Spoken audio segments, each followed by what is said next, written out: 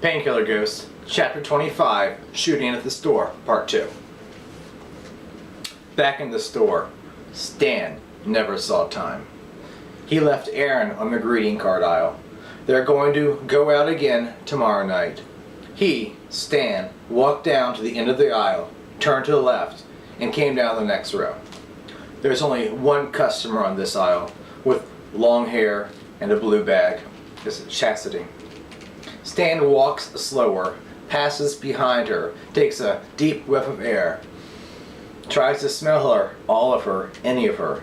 He gets his cell phone out of his pocket. He holds it so he's not covering the lens.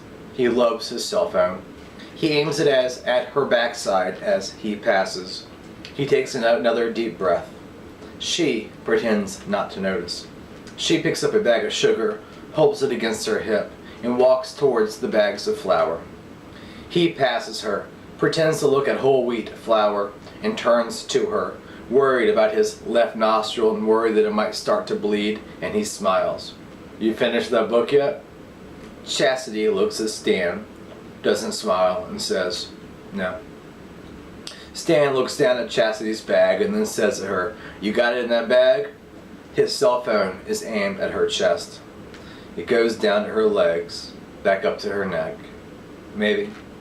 You know, I once met Suzanne Exler. I even got my picture with her. I should send them to you. You'd enjoy them. She looks blankly at him. He continues, "What's your email address? I'll send you some pictures of me with her. Put them in your blog, if you have one." "I don't have email right now." "Oh, too bad. But I think I shot her son once, though, not too long ago." Stan couldn't stop himself from starting to smile. His left nostril started to bleed again. You shot Suzanne Exler's son?" Chastity says nothing, nods in the affirmative. "Come on, I'm going to buy your groceries today. When you get up there, tell Erin to put your food on my card. She's got it." Then he walks off, smiling, bleeding from his left nostril and laughing. "Suzanne's the minute punk kid got shot. I already feel better." Chastity, on the other hand, sticks a jar of Vaseline and a tube of toothpaste in her blue bag before allowing Stan to buy the rest of her groceries. "I'm a virgin, not an angel."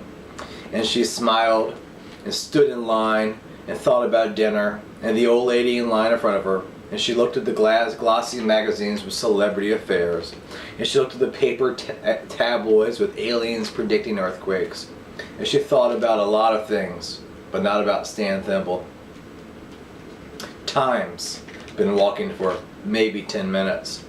He's thinking about smoking, about getting high, is what he's always thinking about. He's thinking about stirring some smashed painkillers into some tea and smoking some pot. And then the car passes him, the blue one.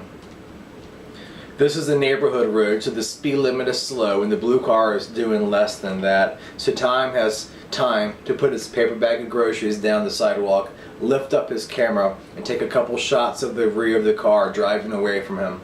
The missing sticker to the left, the circle to the right. He gets home, opens the door.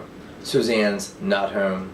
He goes into the kitchen and gets a Percocet and pulls his pipe from his pocket, then a bag of pot, and he packs it.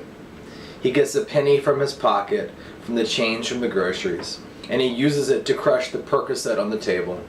And he picks up the pieces and pours it over the green herb into his glass pipe, and he steps out the back door and holds a lighter up with his good hand, his right hand, and smokes a few minutes. And by then, the grocery store feels like yesterday, and the blue car was just a coincidence. And it's time just to stare at fallen leaves for a while, watch the sun go down, and just think about nothing. He empties his pocket of change. 3 pennies roll around the counter, down onto the floor, and under the refrigerator. Stan Thimble, on the other hand, thought a lot about one thing: Chastity. On the way home, he found himself driving and thinking about nothing but her. He speeds 10 miles over the speed limit, 12 miles over. He gets home, He doesn't put up his car windows or lock the doors. He goes into the house, locks the deadbolt behind him, goes to his computer, and turns it on. When it boots up, he takes off his belt. He types in his password in a hurry. He connects his cell phone to his computer, doesn't bother with closing the blinds or curtains. And as he stares at the images of Chastity in the store, and he stares for an hour at the images of Chastity over a screensaver of Suzanne in the supply room, Stan had never been to Erin's house before. She had been over to his, but he did not even have her address. Later that night, he sat in the parking lot across from the store, and when Erin walked out and went to her car, he slowly followed her home. He watched her park her car. He turned on his cell phone and held it up, and took pictures of Erin unlocking her door and walking in. And then he watches a minute, and then two, and another light turns on, and he sees Erin walk over to the window. He takes a picture of this, and she closes the blinds, and then Stan is sure that that's her bedroom.